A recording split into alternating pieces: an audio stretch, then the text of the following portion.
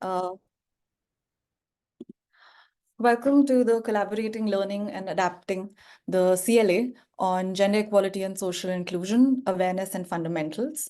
This is the first part of the CLA series that is being organized under USAID's South Asia Regional Energy Hub, which is USAID's communication and coordination platform housed within the SAREH program. In today's session, we will be focusing on the fundamentals of GESI and its significance in the energy sector. Before we begin, I would also like to inform everyone that we are recording today's session. I hope everyone's comfortable with that. For further context setting for today's session, I would now like to hand it over to Farah Ahmed, who is the cross-cutting lead of Workstream 1 of USAID's SAREH program. A seasoned development professional with over 21 years of extensive experience, Farah has cross-sectoral expertise in various programs related to sustainable development, water management, natural agriculture, climate adaptation, resilience practices, and forest management. Farah's expertise also extends to integrating gender perspectives into mainstream programs and designing women empowerment initiatives for sectors like sustainable agriculture, microfinance, and rural livelihood practices. Over to you, Farah. Thank you so much. I hope I'm audible to everyone. Yes. All right. A very good morning to everyone. It is my great pleasure to welcome you for the first session of Collaborative Learning and Adapting series focused on the functional understanding of the gender equality and social inclusion, GESI, and diversity, equity, and inclusion at workplace, DEI. This series is an initiative by the USAID South Asia Regional Energy Hub under the Clean Edge Asia program.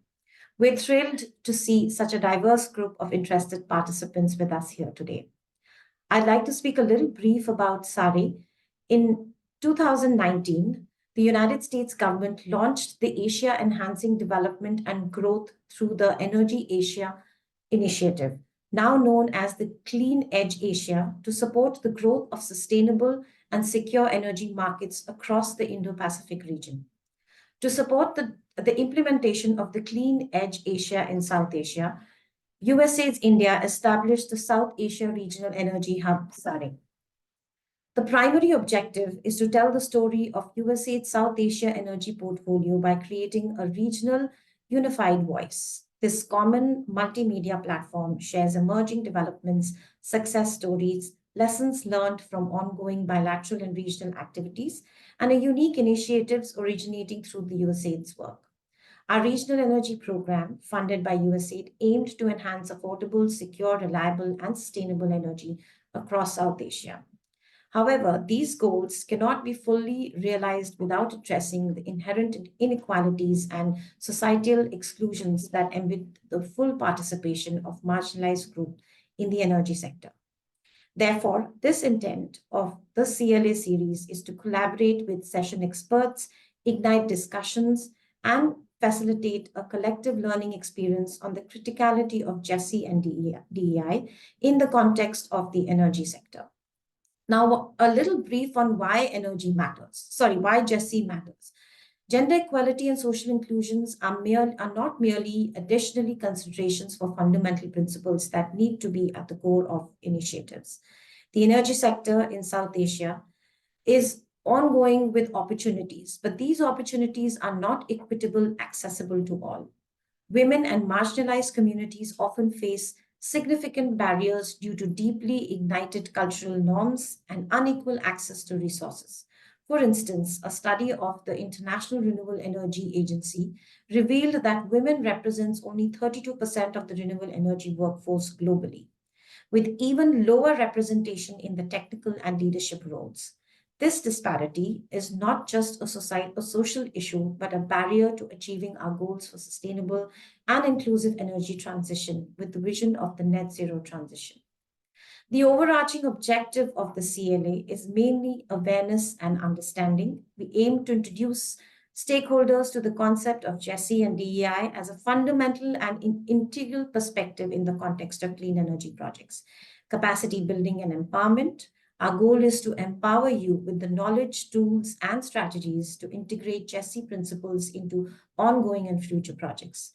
This empowerment will enable better integration of principles, thereby strengthening USAID's intervention and paving the way for a more inclusive, equitable, and environmentally sustainable energy sector in South Asia. The agenda for today is mainly going to be focusing around awareness and fundamentals. We'll provide a foundation for understanding these crucial concepts. We will begin with the opening remarks of Monali Zehazara, regional and clean energy specialist at the USAID India, who will set the stage for our discussions. Following this will be Nidhi Prabha, who is our gender advisor at SAREH and will unpack the concepts and significance of GESI, highlighting why it is essential lens for the clean energy transition. We also have a very special guest today, Shruti Sarup, a diversity, equity, and inclusion expert who will delve into the implications of GESI and DEI at the workplace. She will discuss on the criticality of creating an inclusive work culture and HR policies, as well as policies that can guide us together a just transition. We will conclude with a moderated interactive Q&A session where you can share your thoughts and ask questions, followed by a summarization of key takeaways and a vote of thanks. Over to you, Drishti.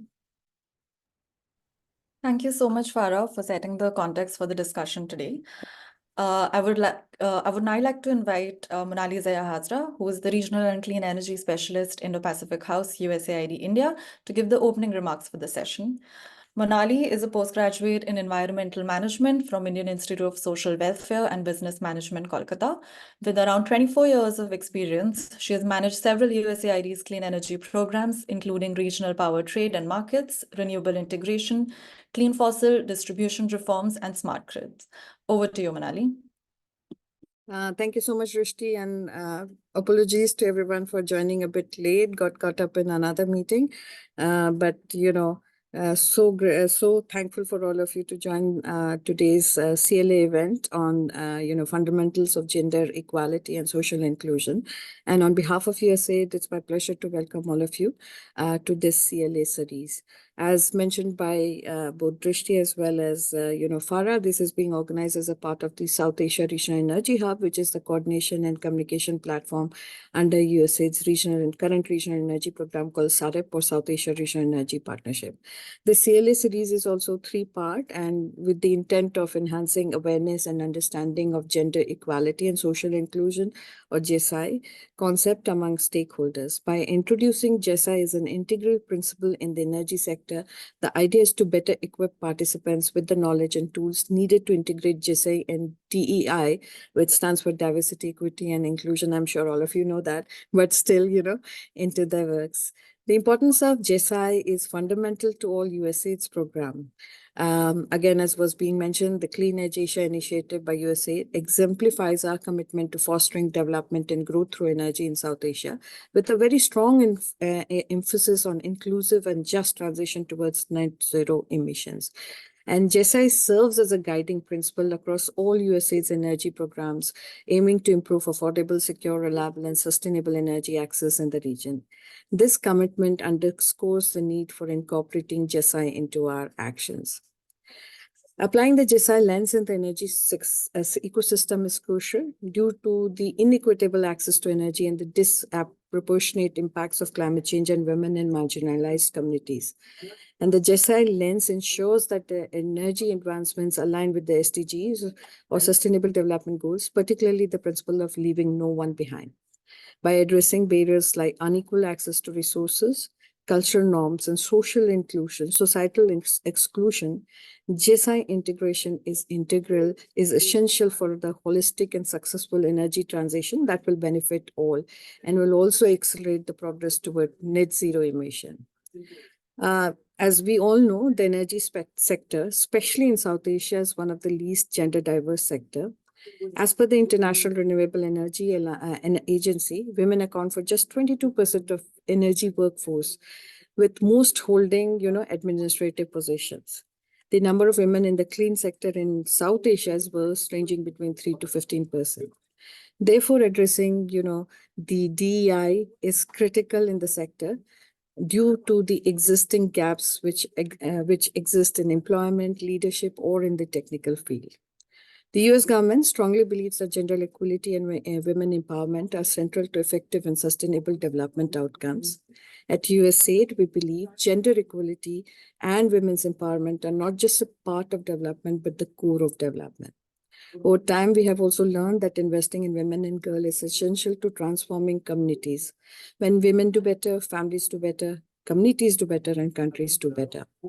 And USAID has undertaken several activities to integrate gender in its energy program. This includes initiatives such as engineering industries, platforms such as South Asia Women in Energy, which we also call as SAVI, which focuses on promoting women leadership in energy sector and mainstreaming their participation. We have also a partnership with local NGOs such as SSP or Swam Shikshan Prayog to promote women entrepreneurship at the ground level. Now, sharing best practices through a collaborate, learn, and adapt or a CLA is vital for embedding DI principle in our energy activities and program. This collaborative approach will foster a culture of continuous learning and adaptation, which is very necessary for creating an inclusive work environments. I hope participating in this CLA series will help you gain a clear understanding of the GESI concept and their implications in the clean energy sector and workplace. I would strongly encourage you to actively participate and ask questions of our experts. We hope to foster a deeper discussion on the importance of GESI through this CLA series. Before I conclude, I would like to thank all of you for joining today. I would also like to thank our expert Shruti for your valuable time and sharing your experience with our participants today, and my colleague, of course, Nidhi. I would also like to thank my colleagues Farah, Drishti, and others at the Hub and for organizing this CLA. So let me conclude by thanking everybody for their participation and for committing to advancing GESI in their work. I hope the learnings from this are very useful for you to actually integrate GESI in your work offices as well as in your work programming. So with that, let me turn it back to you, Drishti. Thank you so much. Thank you so much, Manali, for giving the really insightful background to the CLA series on GESI that we are kickstarting today. Let's dive into the session now and move over to Nidhi Prabha, who will be introducing GESI in the clean energy sector.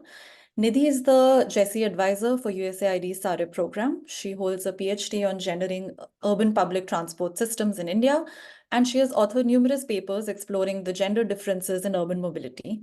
Currently, as the GESI advisor for USAID SAREH, she's spearheading efforts to integrate gender equality and social inclusion across the interventions of this regional program, with a vision to ensure an inclusive and just transition in the energy ecosystem. Over to you, Nidhi. Thank you. Thank you so much, Drishti, and to Manali and Farah to set the context for the session.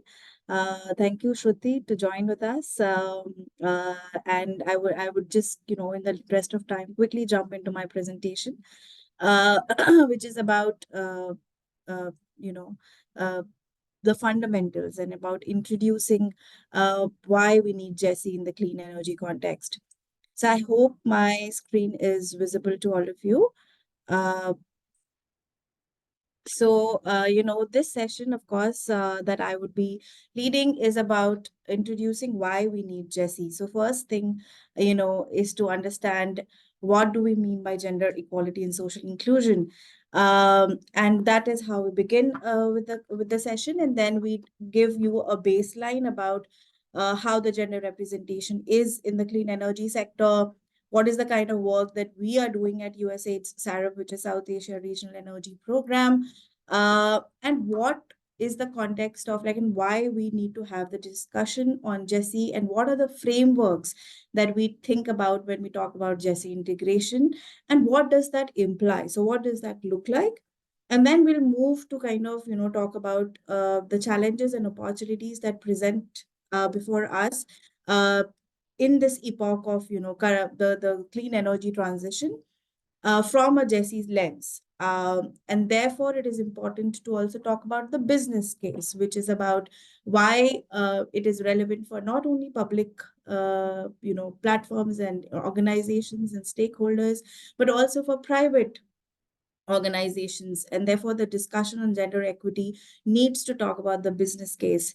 And then we would like to narrow it down to why all of this discussion, begs the importance of developing that theory of change, developing that theory of change that integrates the GESI lens as not just a variable, but as a perspective in all of our programs and interventions in this vision of a just transition. And then we'll conclude with some of the ways forward, what are foundational and important in this discussion on GESI and DEI. So moving with, what is GESI when we say GESI? So, in terms of gender equality, very simply put, it refers to equal rights, it refers to responsibilities and opportunities for both the genders, or all the genders rather. So it depends, and therefore, it is also important in this discussion to bring about the entire debate and the context of the sustainable development goals. So as sustainable development goal number 5, gender equality is something which is again very cross-cutting through all across all the sustainable development goals. And what UN, for example, identifies gender equality is about looking at it as a fundamental human right, as a foundation.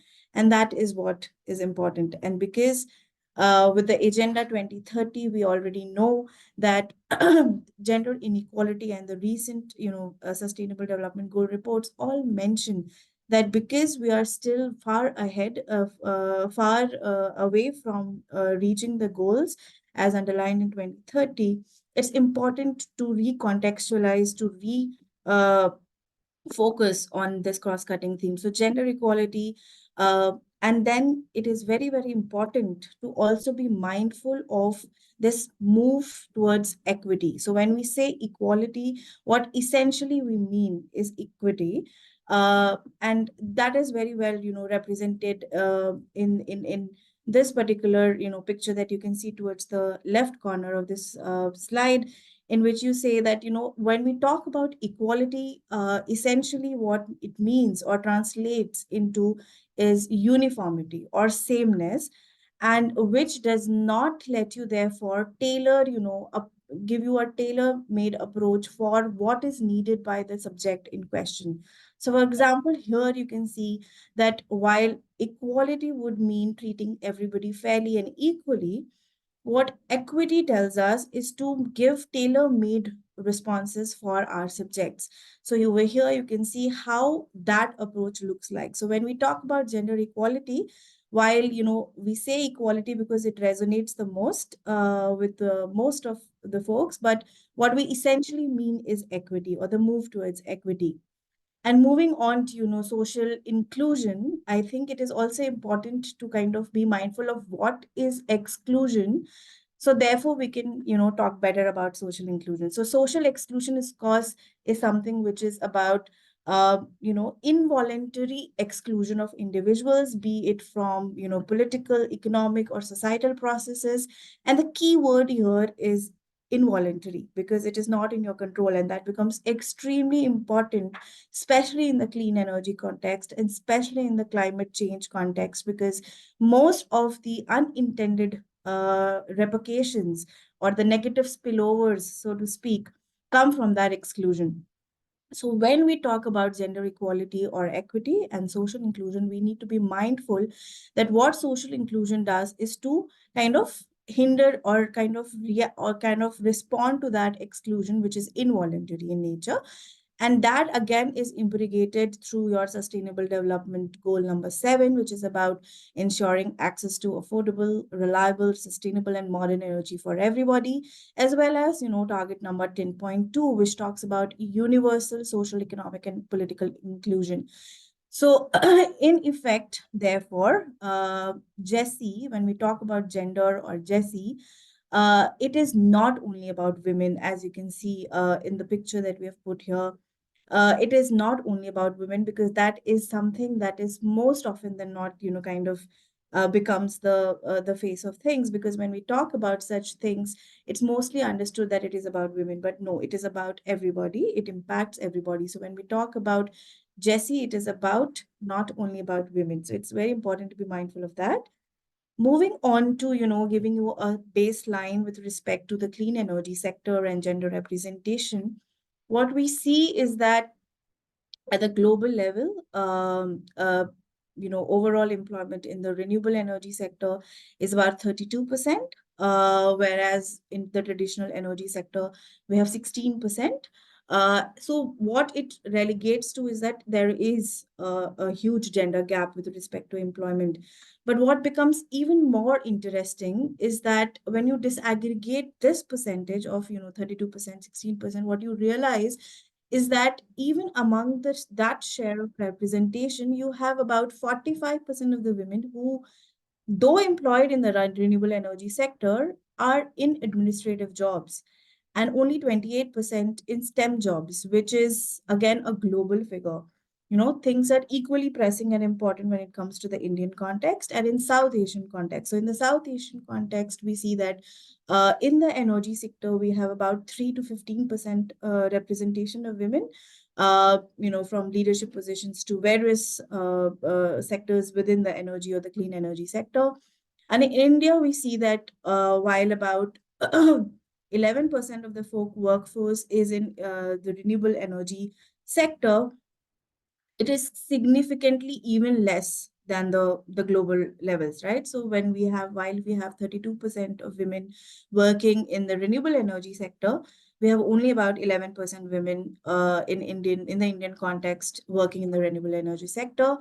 But it is important to also note that, the percentage of women who are in the renewable energy sector are at least much better than the traditional energy sector.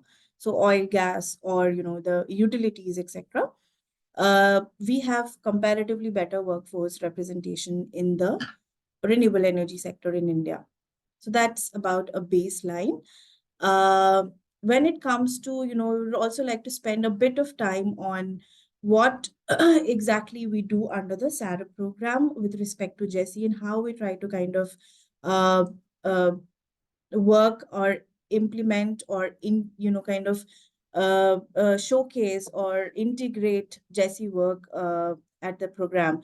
So I would talk about 4 key things that we do at the program, in which we do what are called participatory gender assessments. So participatory gender assessment is a very carefully curated kind of intervention that we do wherein we employ a very tailored kind of methodology using USAID's engendering industries methodology or framework, along with the International Labor Organizations or ILO's framework on doing gender audits or participatory gender assessments.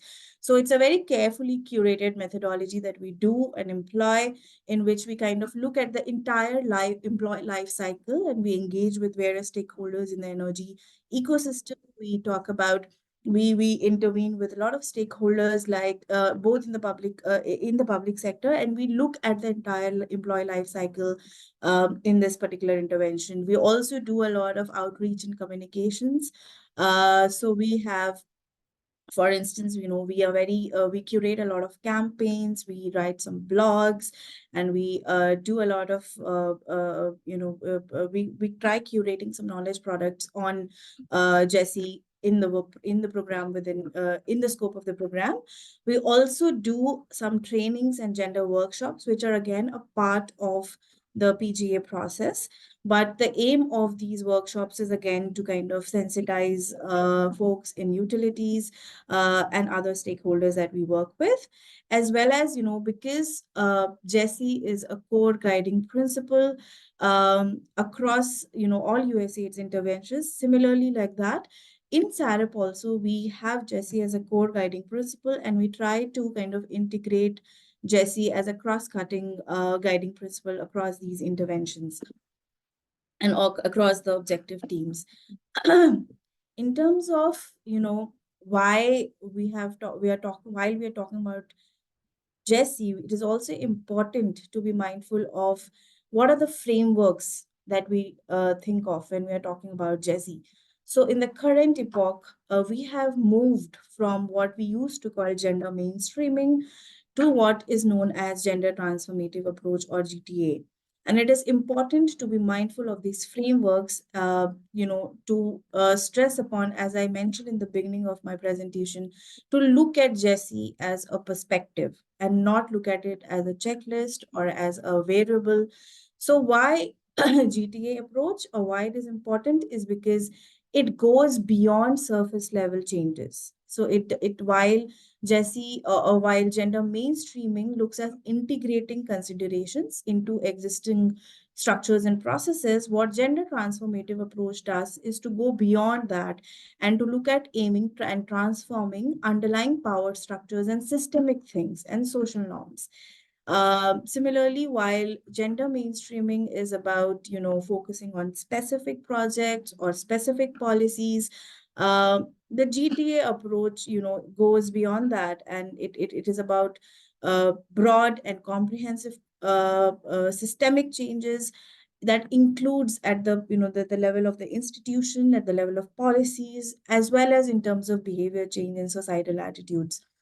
Again, lastly, while gender mainstreaming is something in which you would have shorter term goals, it may be about immediate integration, etc. The GTA approach kind of moves for long term sustainable change, and therefore recognizes that it is important to question behaviors and mindsets, and it is important to kind of question power structures that kind of relegate different genders to different roles.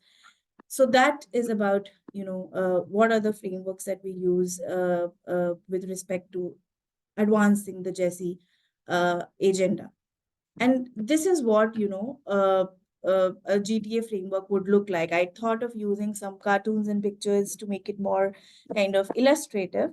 And as you can see, this is a cartoon that was made by Peruvian cartoonist Carlin, who kind of represented what looks like for working women in the context of any working aspect. So as you can see in this cartoon, what we call of the double burden, which is about taking or care of your doing the responsibilities of both the mode of production, so that is work, but also the mode of reproduction, which is your home related or domestic responsibilities. So a GTA framework would look at looking at things and ensuring GESI in their programs while acknowledging something like this. So this is just an example, an illustrative example of what therefore GTA would look like.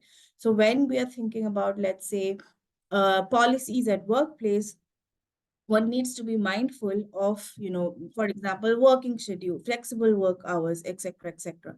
So that is perhaps how GTA would look like or translate into when kind of designing, inclusive workplaces or policies. So moving on, then what is this discussion leading to? What are the challenges perhaps that rifle, the context, and what are some of the opportunities therefore? And as we have seen in the baseline kind of slide, that there are huge gender gaps in the energy sector. So when we talk about challenges, there is of course underrepresentation in leadership and key decision-making roles, of the systemic, problems of gender stereotyping also relegates to workforce and assumptions about the job responsibilities. So, for example, in the energy context, that would relate to how, for example, women are not considered to be, I would say, suitable, for lack of a better word, for field-based jobs, right? So, for example, and what comes to mind, I don't know how many of you have seen this particular advertisement, but I think last year Luminous came up with this, in which they showcased aligned women in their ad. Um, and it questions that assumption that, line men, for example, as adverse to line workers. So that is the kind of gender stereotyping that seeps into the energy sector when thinking about, job roles. Similarly, workplace discrimination because of the unintended and systemic issues of balancing both the mode of production and mode of reproduction. And that then work-life balance is quite explanatory, similarly. And therefore, also a huge challenge is also lack of networking opportunities. And this we've been facing, especially in the context of the energy sector, because it's a very hugely male dominated sector. Sometimes advancement or opportunities of advancing in technical roles for women are lesser. And therefore, and one important reason behind that is also that there are lack of networking opportunities or mentorship opportunities. And therefore, these challenges lead us to, having certain opportunities.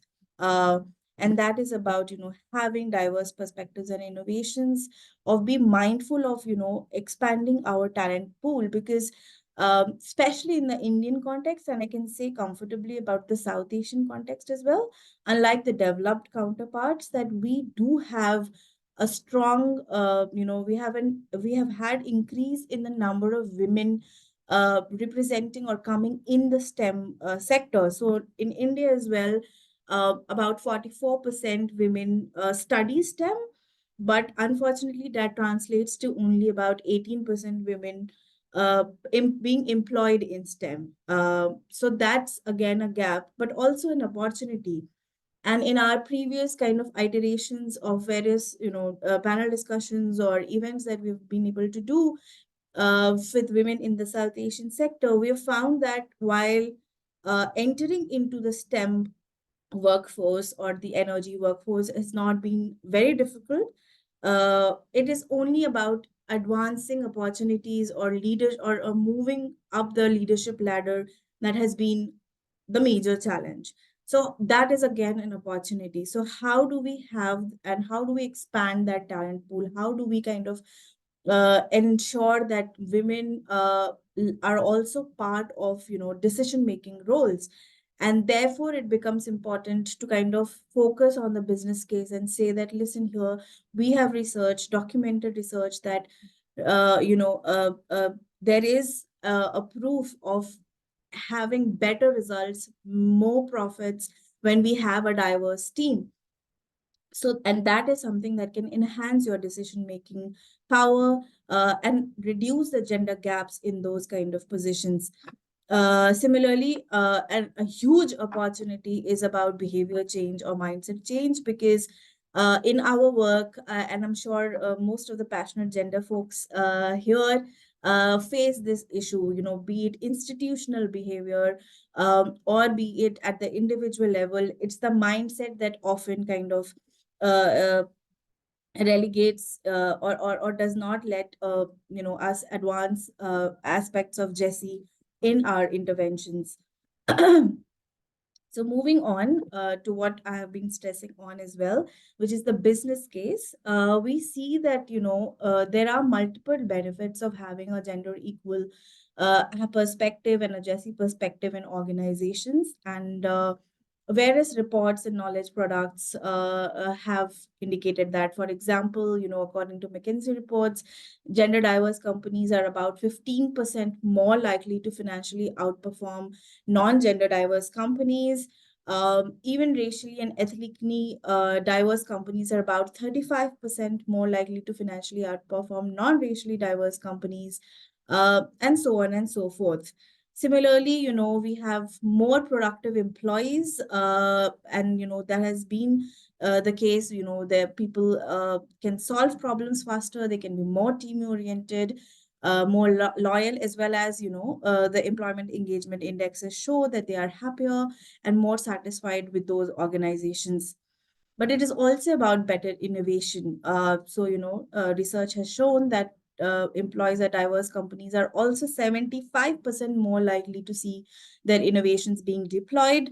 And companies with above average leadership diversity also kind of, reported revenue innovations and more percentage revenue from new products. So about 19% higher than companies with below average leadership diversity.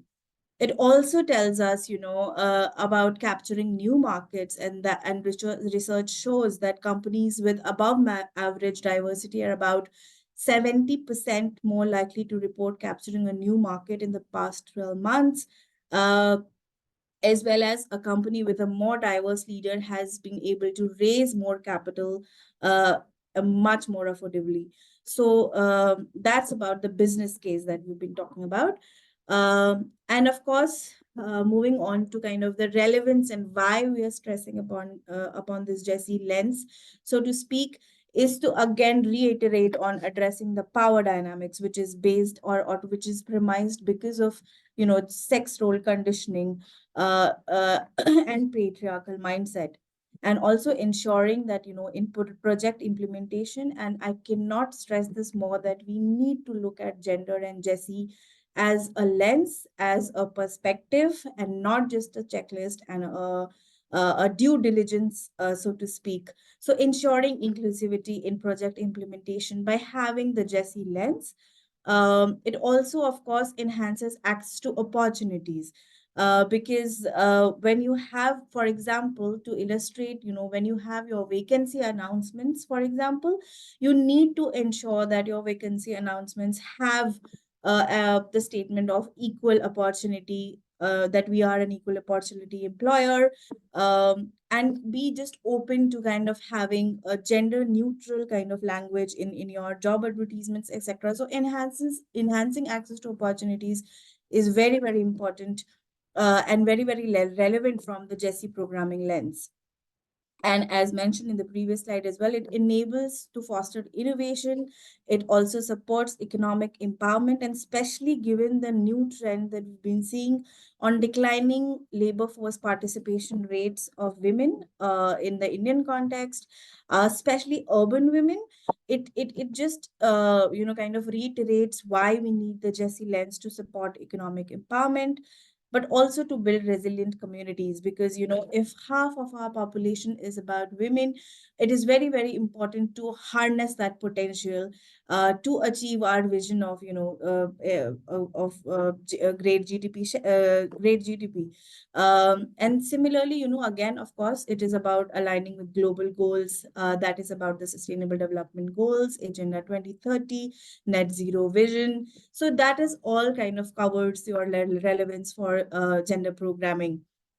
And I would like to now move towards concluding the session with why it is important to also develop that theory of change. Because moving and in the GTA approach that we talk about the gender transformative approach, it is important to also develop that theory of change that kind of looks at the entire spectrum of the changes that we need, that are important to enhance gender equity, especially in the clean energy sector, right?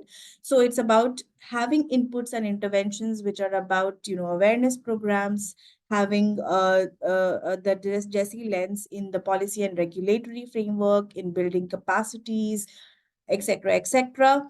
And that leads to your short-term outcomes, in which you are saying that it will have a diverse, for that theory of change will have your diverse workforce, it will have gender inclusive policies, it will have enhanced skills and community participation, it will have more equitable opportunities, as well as it will institutionalize these GESI practices.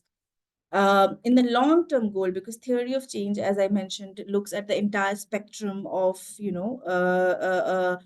what these GESI programming leads to. So long-term goals would of course be about transforming industry norms and changing that that kind of I would say taboo about the energy sector being a male-dominated sector. So transforming industry norms and socially and economically empowering folks from all communities would be your long-term goals. And of course, the impact of it would be what is the vision perhaps of the Sustainable Development Goals, or even our back home in India, we have the life, what we call about improved quality of life.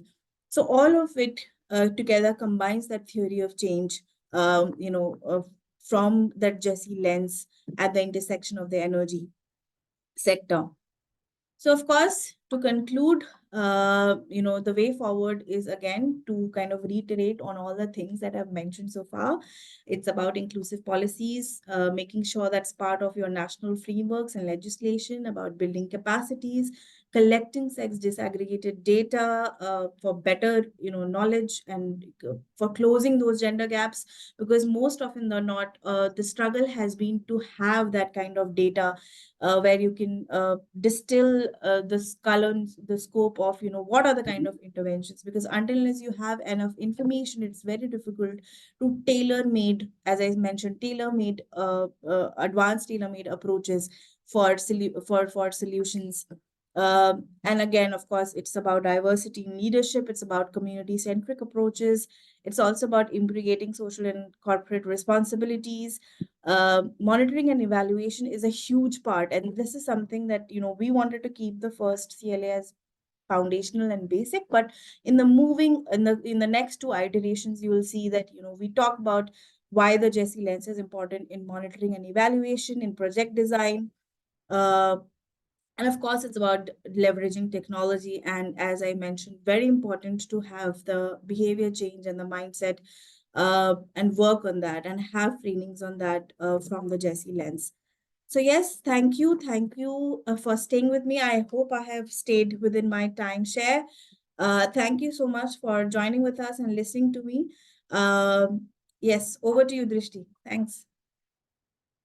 Thank you so much, Nidhi, for your valuable insights and also reiterating why it's important to see gender as a lens and not a checklist that workplaces usually tend to do. Before we move on to the next session, I would encourage everyone to please share any questions you might have in the chat box. We will definitely take them up later in the moderated Q&A session that we have kept for the end. With that, let us now move to our expert speaker for the day. Welcome, Shruti. We have Shruti Swaroop, who's the founder of Embrace Consulting and the co-founder of International Inclusion Alliance. In today's session, Shruti will help us explore implications of GESI for workplace. Shruti is a dynamic leader in the diversity, equity, and inclusion domain with a rich background that spans the UK government and top legal and architectural firms in the US. Shruti has gained deep insights into global workplace issues that affect women. Co-founder of the International Inclusion Alliance, she also advocates for inclusive policies and frameworks. Her extensive consulting expertise covers neurodiversity, LGBTQ+ issues, and intersectional diversity. Shruti's impactful work has earned her the Women's Achiever Award 2020 and recognition among the top 100 influential coaching leaders 2022. Thank you so much, Shruti, for being a part of our CLA session today. Looking forward to learning together. Over to you. Very, very good afternoon to everybody. And it's been great listening to all the conversations that were happening. And as I was listening to all of you and I was sitting and I was thinking, okay, what do I have to say? Because I think there's so much in-depth of knowledge that has come from all of you in terms of numbers, in terms of what needs to be done, in terms of what GESI stands for. And I think the importance and how imperative it is to have these conversations. Usually, when I do sessions like these, the one of the biggest concern is that people don't understand the importance of gender equality or social inclusion. It is either or as Nidhi said a little while back, it's about, okay, if you're talking about DEI, then it's only about gender and it's nothing else. So I was really glad, and it was music to my ears as I was listening to all of you that, yes, there are people out there who are able to, propagate more than just gender when it comes to DEI. One of the first things that, and I'll share my slide as we move forward, but one of the first things I wanted to pick up, and Nidhi did spend a little bit of time talking about equity and equality, was I think when we focus on equity or equity, the right pronunciation, as we say, it leads to equality over a period of time. And the simplest way of understanding equity, as I say it, is going back to our grade 3 mathematics. If you have 25 apples have to be divided between 5 people, we usually go back to saying, oh, 5 apples each, everyone's happy. Equity changes it a little bit. And if you say that, okay, one person out of those 5 already has 5 apples, and you still need to divide those 25 between those 5 people, what are you going to do? And I'm going to take a pause here, and I know a lot of you have access to chat, just to make it a little more engaging. If one of those 5 already has 5 apples, how are you going to still divide those 25 apples between those 5 people? This is also a test of how many of you are really listening.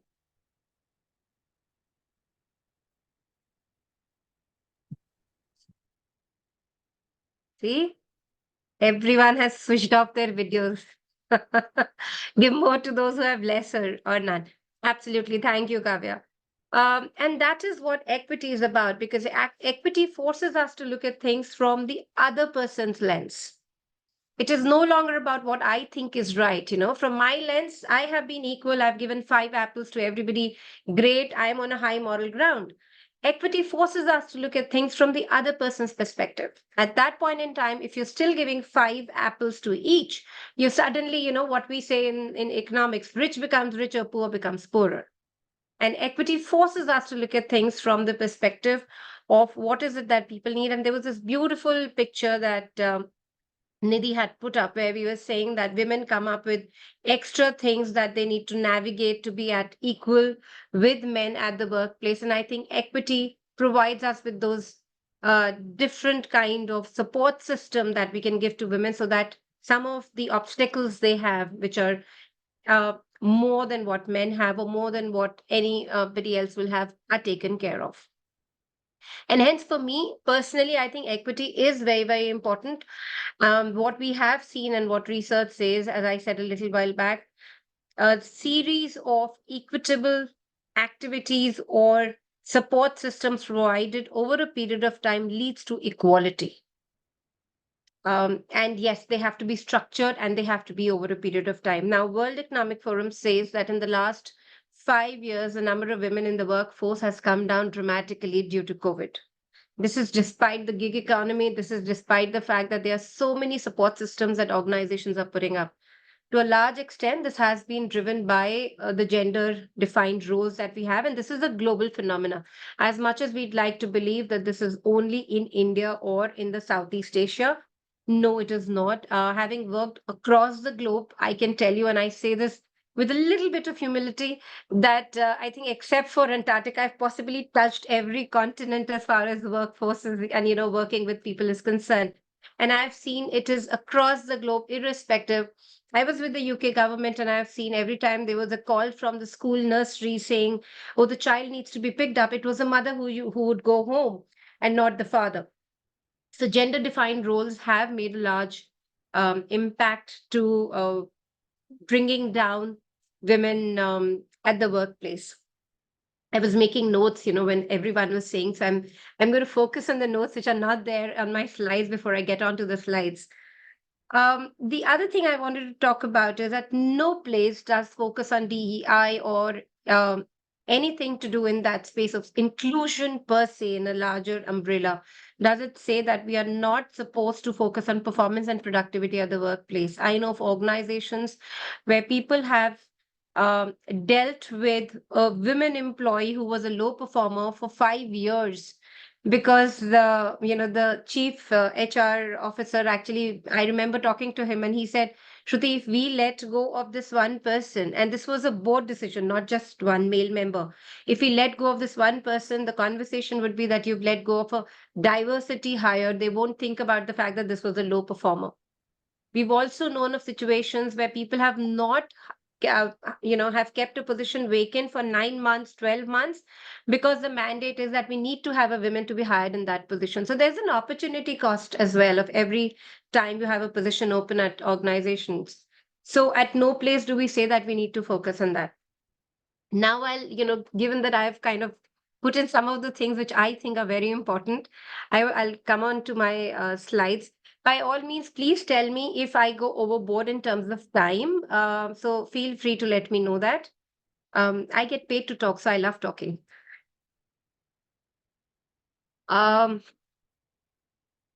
Okay. So just quickly sharing my screen for everybody here. This picture, it usually represents the fact that, Ideally, we are talking about equality and equity. The fact is, whether it's in terms of opportunities, whether it's in terms of access of resources, we are still miles away from where we should be. One of the data that Nidhi gave is very stark, actually. India has the highest number of women who get educated in STEM, 43% women. However, the number of women in the workforce in STEM is very, very less. To a large extent, it is about the fact that most families are not comfortable with their children coming into these workforce. A lot of times when I work in the manufacturing sector or when I work with the clean energy sector, the statement that I get to hear is, oh, we don't want our girls to go into this while we've got them educated. We don't want them working in this sector because the environment is not feasible for women. A lot of times, senior men and senior leaders have come to me and said, oh, we know how we treat the women in the workforce. Why would I want my daughters there? And my statement is, okay, so do you want to start treating your colleagues differently? So as much as we talk about equity and equality, there is a gap, and there is a lot of gap there. Now, the real reason why we need to have inclusion, irrespective of whether it's a workplace or it's in the society, is because research says that when people are included, when they are not excluded, whether it's in terms of sanitation, any kind of exclusion, sanitation, household, employment, education, water, people are themselves, because then there is one less thing to worry about. One less thing. Am I included at workplace? Am I accepted for who I am? Do I really need to change myself to be a part of someone's in-group? And irrespective, if I have to change myself when I travel to another country, be included to where I am, or if I have to change myself when I'm traveling within the country or any other part of the world, then I'm very likely under stress. And the brain under stress is never happy. That brings in a sense of belongingness when you are included, and people who feel valued, people who feel that they are belonged, people who feel that they can be themselves when there is no stress of changing myself. I'm more likely to perform better. I'm more likely to be happy. I'm more likely to wake up in the morning and say, yes, I want to go to work. And one of the things I very commonly say is that if the day you start feeling that I don't feel like going to work, because you are not included for who you are, I think it's the time to take a step back and say, okay, do I really want to be where I am? Because I think no person, irrespective of the gender, of the background, no person should be living in an environment where there is question mark on their survival, and inclusion is survival. Research also says that the pain people feel when they do not feel belonged is equivalent to the pain of having a fracture. So we are talking real pain. The brain operates like that. This is a Korn Ferry report that I'm putting up out here, this graph that says that when organizations or when teams work together, and when you have a homogeneous team, while performance immediately goes up, and when I say homogeneous team, people who are more or less similar, while performance and productivity goes up immediately, over a period of time, it plateaus out. What we've also seen is that when you have a diverse workforce, and with diverse, I mean people from different backgrounds, people from different education, people from different gender, people are very likely to perform better. While there is initial decrease in performance and productivity, and which is because there will always be conflict. We work with teams where, somebody comes from a manufacturing background, somebody comes from a service background, people have different genders, people have different educational backgrounds. So obviously there is going to be conflict. But this is something that we've seen. And this diagram itself lays the importance on how we need to have a mindset of inclusion, because as you can see in the graph, it says diverse teams which are well managed and homogeneous teams which are well managed. The word well managed is talking about inclusive leadership. And inclusive leadership or inclusion is nothing but a mindset of respect and acceptance. When we talk about social inclusion or any kind of inclusion, we are not just talking about access of opportunities and resources. We are also talking about, as I said a little while back, letting people be who they are within the dynamics of the organization and the culture. some data that was also shared a little while back, and I'm just sharing that again. Inclusive organizations are 73% more likely to have more revenue, 70% more likely to capture new markets, make better decisions, and have more profits. So when we have these numbers, these are all research numbers, I think the business case for inclusion is right out there, and we have all been speaking about it. Oh, this is the I've already spoken about it. This is one of my most beautiful pictures that kind of explains equity, and Nidhi also had put it up. So now, one of the things that happens is that we come with a certain biases to people, and which is irrespective of what we're talking about, which industry we're talking about, this kind of becomes the deal breaker. Within the first 8 to 10 years of our upbringing, we form certain stereotypes about who we are and who people around us are. Now, if conversations at home are around religion, our perspective becomes like that. If conversations at home are around the fact that women are supposed to be homemakers and men are supposed to be breadwinners, that's the conversation we keep having as we grow up. Our experiences later on in life either cement that mental model of how things are supposed to be, or they break it, which usually doesn't happen unless there's a life-defining event that happens.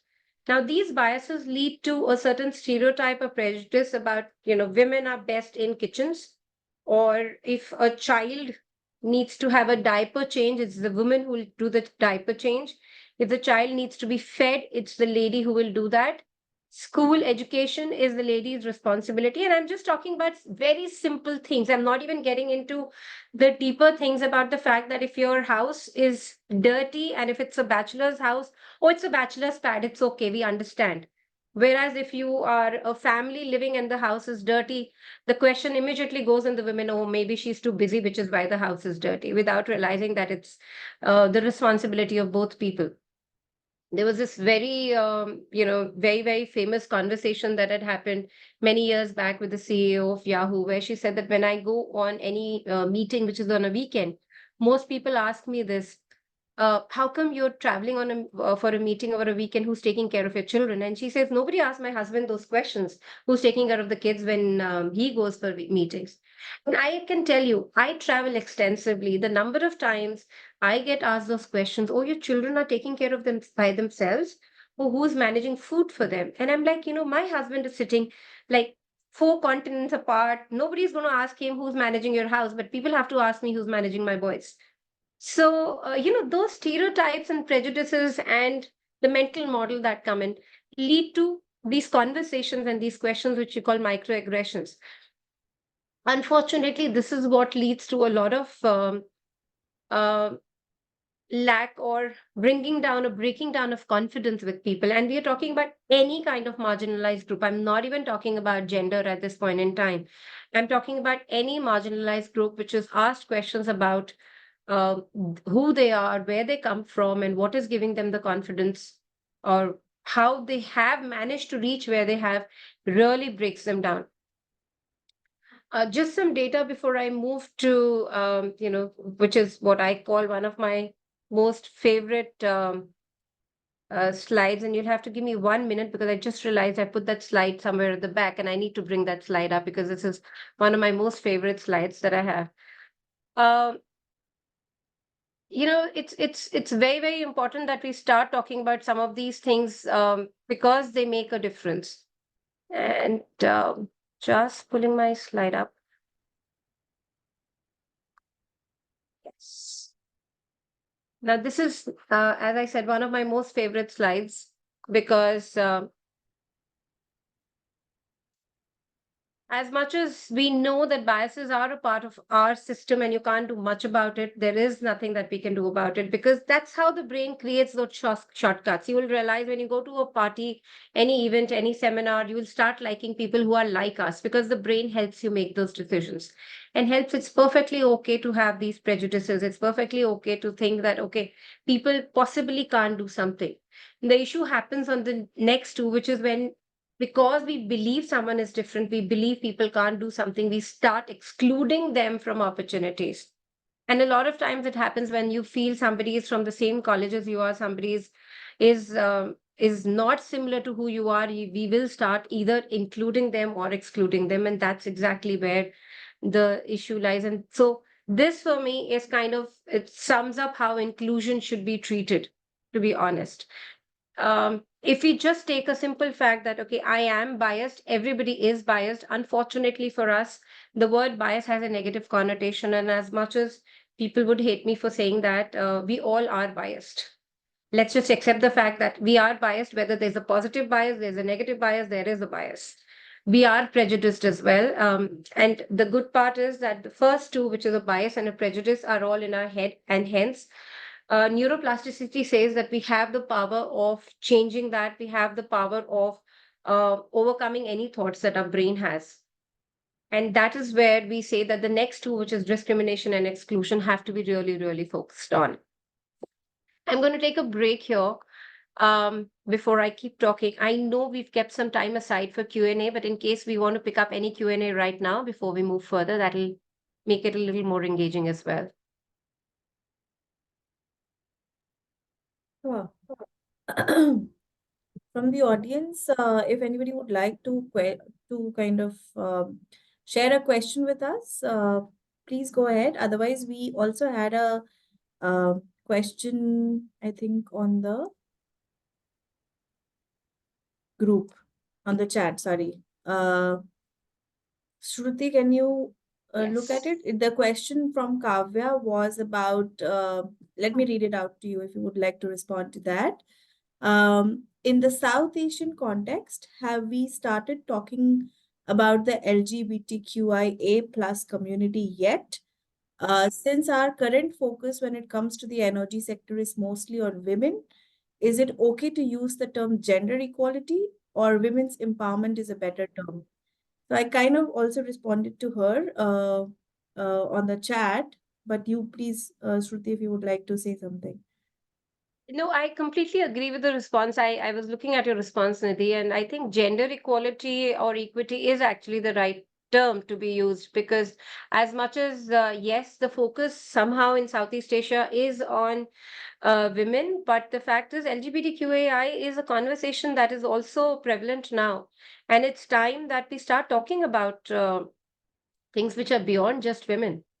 If you look at, and I was just yesterday sitting at an embassy at a high commission, and we were having these discussions, and the point exactly was this, that it's high time we start talking more about all kinds of diversities rather than just one point. And yes, so yes, I think we should start talking gender equality. Any other questions that people have?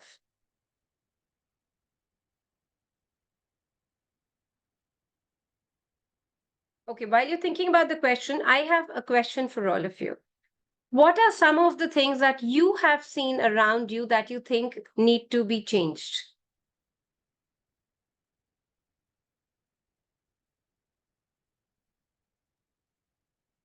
I think I can step in here and speak a little Yes, from sir. my experience.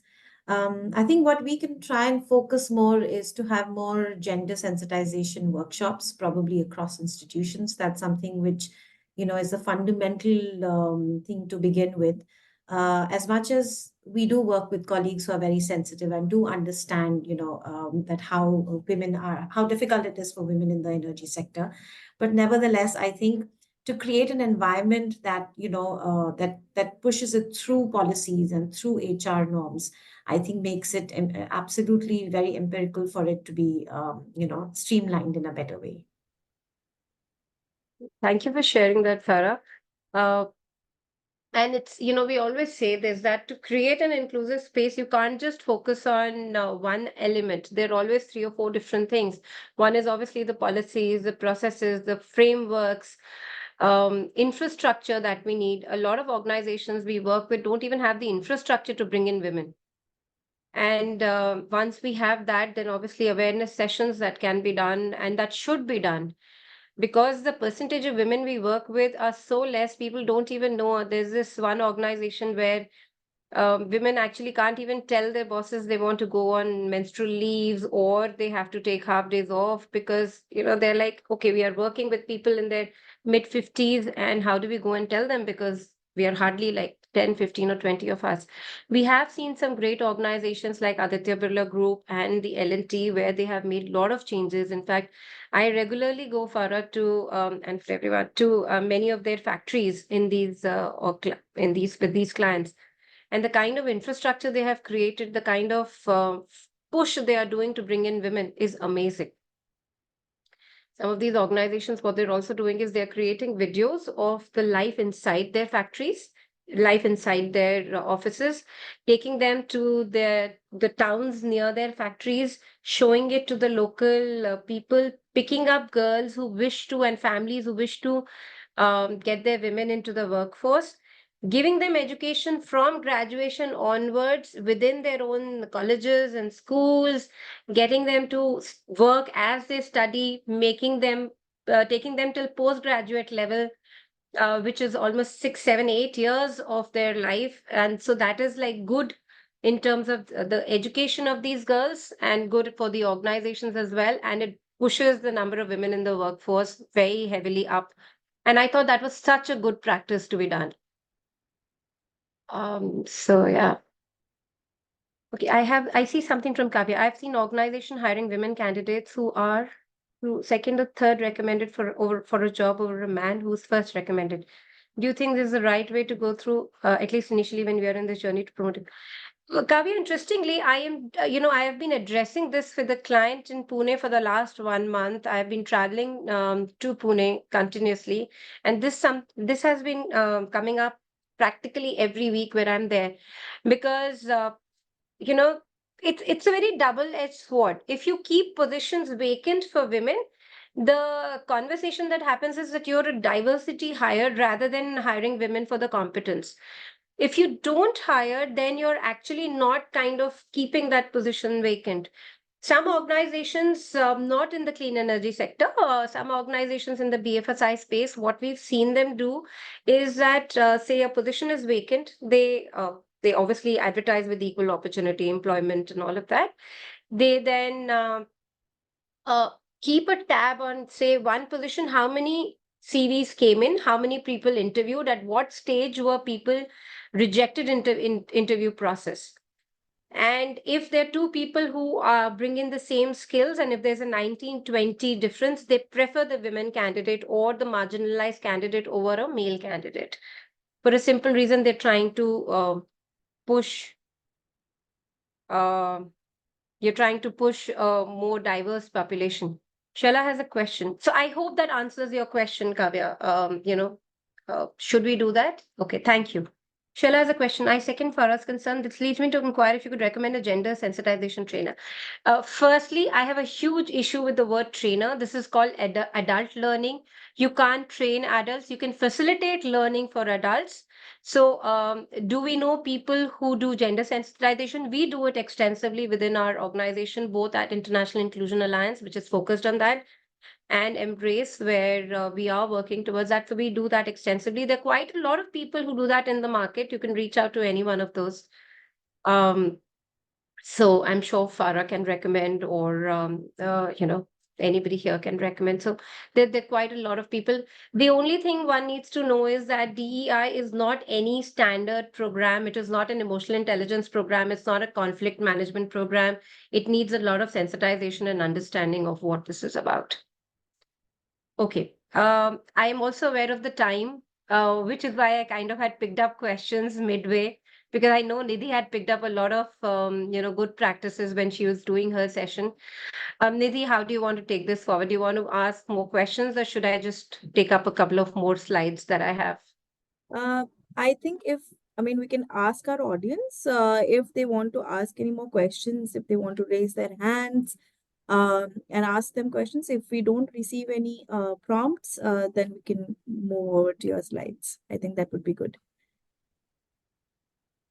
So anybody from the audience? Hands raised, I think, Mr. Mohit Yeah. and I think Ritu Sharma had raised their hands if they want to unmute and speak, any one of them. Otherwise, we can move forward.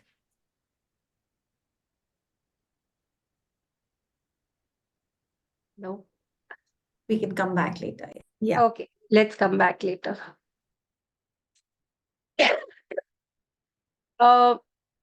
Now, some of the things that Nidhi had mentioned as well early on is, within the green economy, and this is actually not just in this sector. I think this is what I see, especially given my experience of working across industries, across geographies, is that um, if you're able to push women, we will see far more revenue. We will see less um, what I call emotional abuse more. I won't say gender-based violence. I call it emotional abuse, the kind of conversations women hear at the workplace.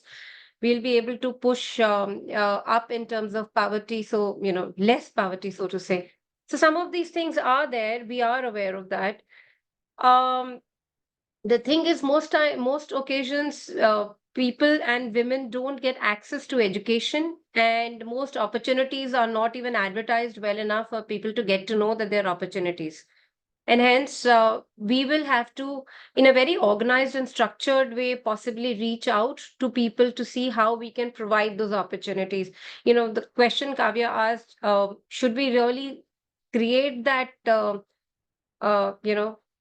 opportunity to only bring in women? If we don't, then we'll possibly never see them. And which is why we say, even if you have a 19-20 difference, let's focus on women. Having said that, I always say this, and I said this a little while back as well. At no point in time do we have to say that inclusion comes at the cost of productivity and performance.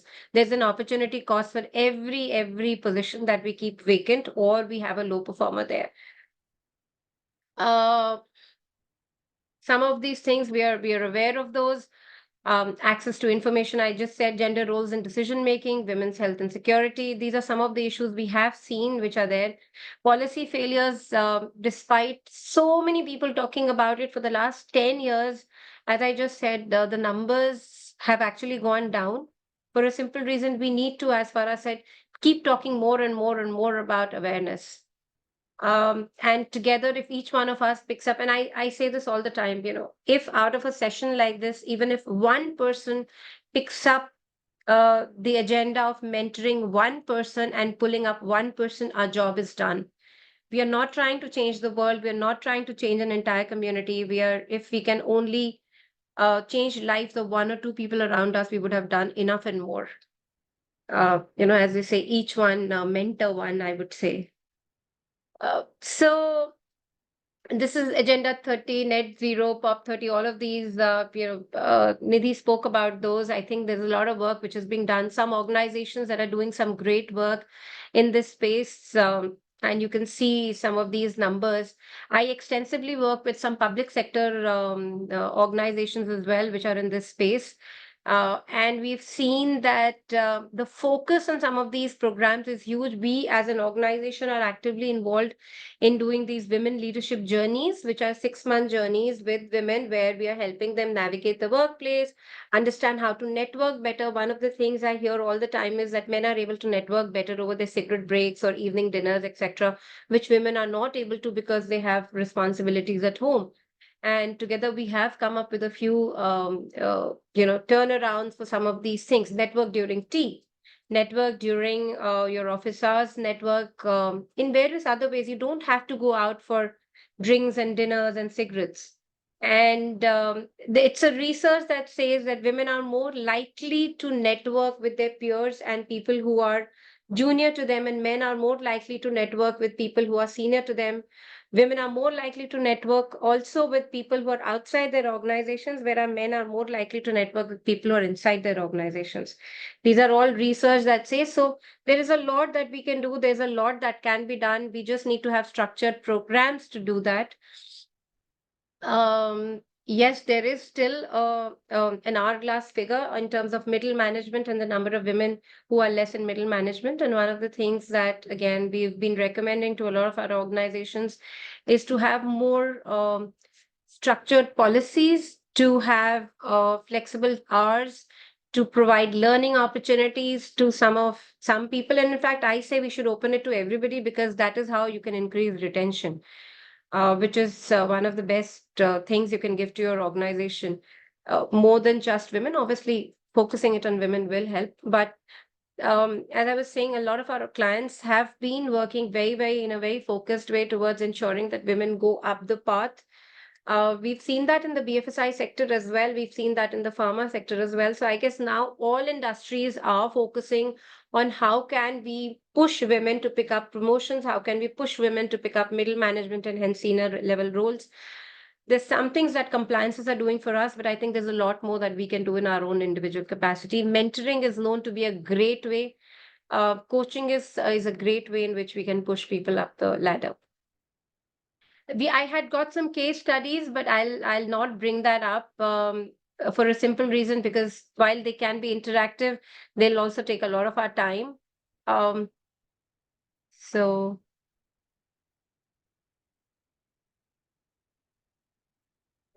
I was wondering if there's a question. I see there's a comment by Sarah, by Farah, sorry. Right. So this is all that I have on my side. Obviously, we can keep talking about it. Something that, as I said, I am passionate about speaking, so I can speak forever. But I'll stop here and over to you, Drishti, to take it from here. Thank you. Thank you so much, Shruti, for facilitating this learning session for us today. It's definitely leaving us with a lot to think about, a lot of learning and unlearning, and a lot of new thoughts churning in my head personally. And hopefully for all of us looking at all aspects of our workplace with a refreshed GESI lens. So even though we picked up a few questions in the middle, I'm opening up the floor again for questions. If anyone has any questions, you can type it on the chat or raise your hands and unmute and go ahead.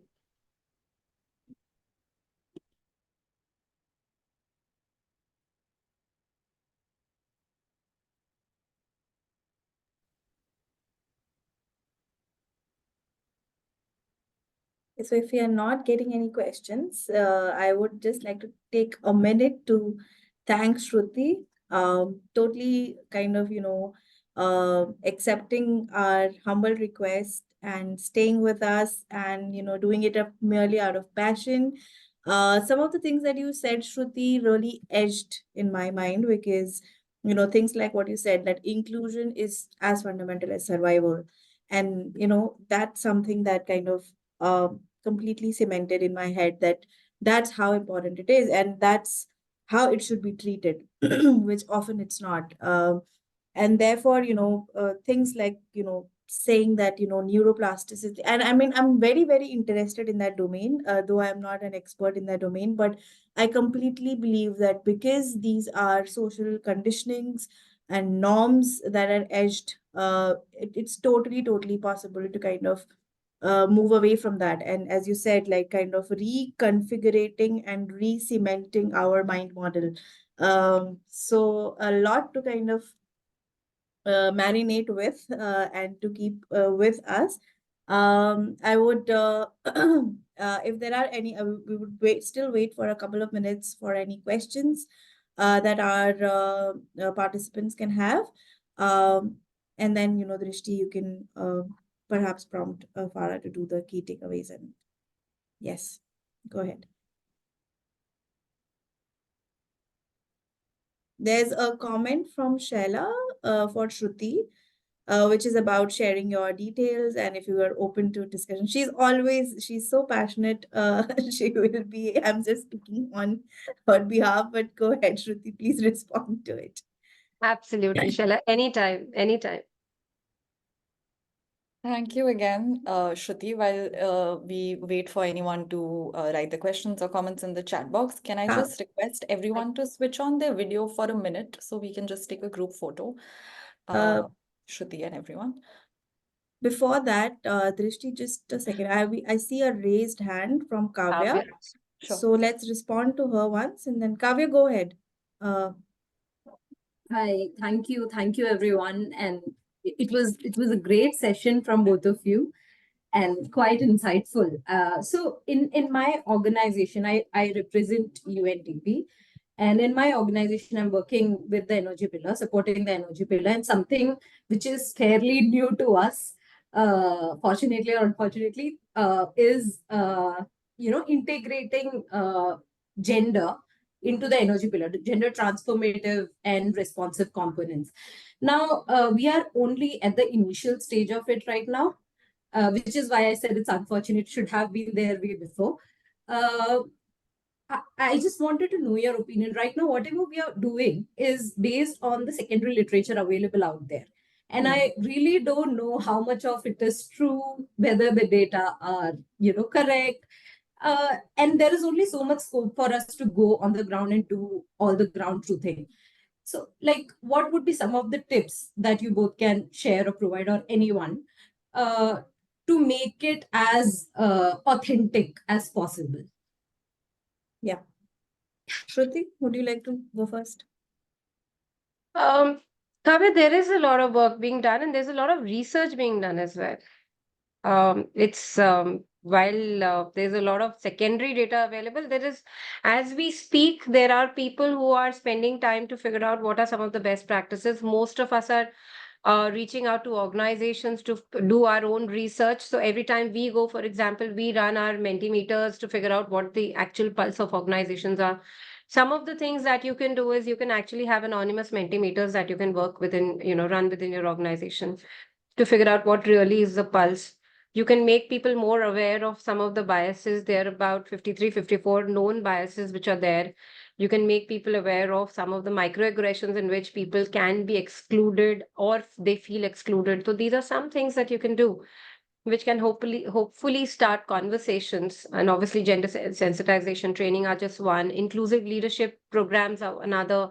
Inclusive coaching is something else. So some of these things can be done. Psychological safety, creating a culture of psychological safety is something else. So I hope I answered your question, or maybe I was all over. No. I think those are interesting. It's something that we never did, because it's only limited to a pillar. I mean, all of these activities looked a little overboard. So, but still, I think they would be really useful otherwise, I feel. Yeah, Yes. and just to kind of add on to what Shruti said, and that is why remember I mentioned that we need to build capacities. We need to collect more gender disaggregated data, because that is where, as you said, that the domain has less information, and that is perhaps, and that is why, because because we don't have the data sets to work with. Because, and I can tell you this because before entering into the energy domain, when I was working with the transport domain, it was the same thing. Because only in this last census, we collected some transport data. We collected some gender disaggregated data on mobility. And unfortunately, on energy, we still don't have that. So the figures also that we said, and even in mobility, we had only data to work, like mobility to work. It was not all kinds of data. So you don't have any data on leisure, or. And so therefore, to capture or to say something like, uh, how does, something like gender role stereotyping or social conditioning leads to these kind of impacts or whatever in all these domains, and in the energy sector more so. So the numbers and data that we're talking about, like 3 to 15%, all of it's coming from some valid data sources, but we still have to have that effort put in to collect more data, and which is gender disaggregated in nature. And that's one of the things that we do at SAREH when we're doing what I mentioned about participatory gender assessments.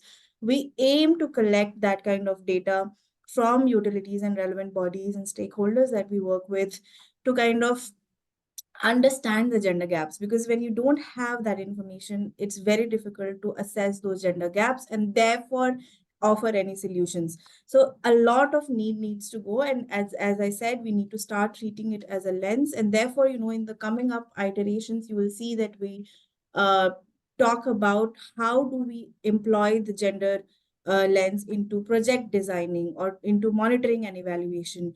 So please stay tuned for the coming months, and we'll surely be in touch about those next iterations. But I think in the interest of time, Drishti, let's request our kind participants to switch on their cameras so that we can click a group photo, and then Farah can do the takeaways and the vote of thanks.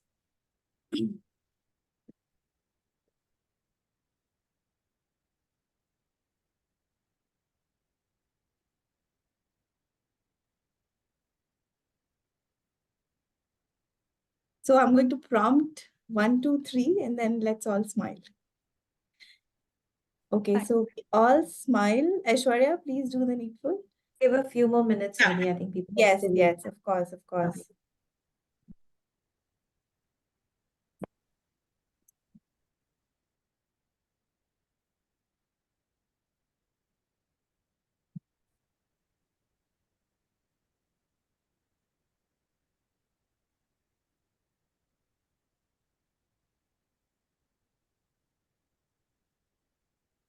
Thank you so much, everyone. Aishwarya, are you taking the... Yeah, I'm on it. Done. Thank you, Aishwarya. Thank you so much, Thank you, everyone. everyone. We would now like to move to Farah, who is going to wrap up the session for us with some key takeaways and also the vote of thanks. Over to you, Farah. Thanks so much, Drishti. I think so much has already been said that I don't think I need to reiterate or, re-emphasize, but definitely will, while I was listening to all the speakers, I scribbled through so many points, which I felt like all of them were important. Nevertheless, I think what I'll do is I'll pull out a few that, struck all of us and were getting repeated over and over again. So I think some of the key things that I would like to emphasize, and while I was listening to all the speakers, is we have now built an understanding, of course, about the core concepts of GESI and DEI in the sector overall. So some of the things that we need that ring a bell to me and I take back with myself is recognizing that gender equality is not a women's issue but a societal issue. There needs to be more gender mainstreaming to also to mainstream gender just in a gender transformative approach. Then recognizing also the barriers that prevent people from participating fully in the society due to factors like gender, ethnicity, age, disability, and economic status. Also, emphasizing the importance of creating an environment for workspace, where there is accessibility and inclusivity for everybody. The importance of women being promoted in the energy sector, I think, has come across in most of our discussions and also from through our speakers. So more focus on gender equity, social inclusion can lead to economic growth, and that has come across in some of the researches as well. A lot of emphasis has been on having a diverse team that can significantly boost, case studies, which will then promote more GDP and also, try and help in terms of, increasing diversity. Then we need to focus on the systematic institutional changes. I think that is which comes from, bringing about behavioral changes, bringing the mindset of people to really understand where the huge gap is, and then talk about, women representation and leadership roles and all. When we talk about like creating an inclusive work culture, I think it's absolutely very important that role of leaders in setting the tone for inclusion and diversity is the key. Then encouraging behavior policies that needs to be promoted. Identifying and addressing maybe some of the conscious, unconscious biases that can affect hiring, promotions, and also workplace interactions. Also, I think one of the most important things now we've realized when we've created this platform is to create a platform for all employees to voice their opinions, to contribute to decision-making processes, and make it more transparent, when there is inclusivity included in a workspace. And I think this goes back to what I had emphasized, that implementing inclusive HR policies and practices is the key. So we should be encouraging strategies to attract, retain, and promote diverse workforces. Also, then target you recruit, have a very targeted approach for recruitment, mentorship programs, and also create job opportunities in the space. I think one of the things where we've also talked largely in the session is identifying and overcoming the barriers to inclusion. So really addressing deeply ingrained culture norms that may include women and marginalized groups from participating fully, ensuring there is equitable access to resources such as education, trainings, finance, also mentorship and technology. And then, of course, I think one of the key takeaways from this CLA has been that there's a diverse pool of case studies available, best practices. And Shruti is, the key expert here. So please do reach out to her for a lot more information where you can understand what other organizations are really doing, understanding the challenges and strategies, that they have, understand the challenges that are there in the sector, and then really try and overcome it through, promoting some of these strategies. And also, I think in the end, what I would like to also commit is, the participants hopefully have gained a lot of knowledge from this CLA. Moving forward, we just don't want to make this like one of the one-off commitments towards our learning process, but also try and do more such sessions in the future. So we are planning to do 2 more sessions in the same topic as the gender series. In the end, without taking much time, I would really like to thank Monali Ziazara for being so supportive towards all the initiatives that that we do through the SAREH Hub. And of course, she's one of our spokesperson for us everywhere when it comes to promoting gender. So thank you for that. Shruti Sarup, you've been a star today, and also a very it's been a very important and a very useful, interesting session that's made it more interesting, trying to make it more interactive. The stories, I'm sure we have many from you to learn from, and I think you will be reached out by many participants post this event. I'd like to thank in the end my entire team, which is from the Workstream 1, Nidhi, Drishti, and many others who work tirelessly behind the scenes. Thank you for everything you do and to support such events that, that we can make sure are a big success. Thank you so much. I just wanted to add one point, and I put it in the chat, but I would like to, I see a number of you very interested in the topic, and also something which we, have these discussions and deliberation is under the platform of SAVI, or South Asia Women in Energy. And if anybody would be like to be part of that network, I would request you to reach out to Nidhi, and then she can connect to the relevant person in the SAVI or USAID. So yeah, looking to expand our network and, continue the discussion and engagement also as a part of the SAVI. Okay, thank you. Thank you for Monali for reiterating a very important part of what we do as well. So thank you once again. And now I would like to close the session, but thank you so much for joining with us and for staying with us through the session. So thank you. Thank you once again. Thank you, everyone. Thank you for having me. Thank you. Bye. Bye.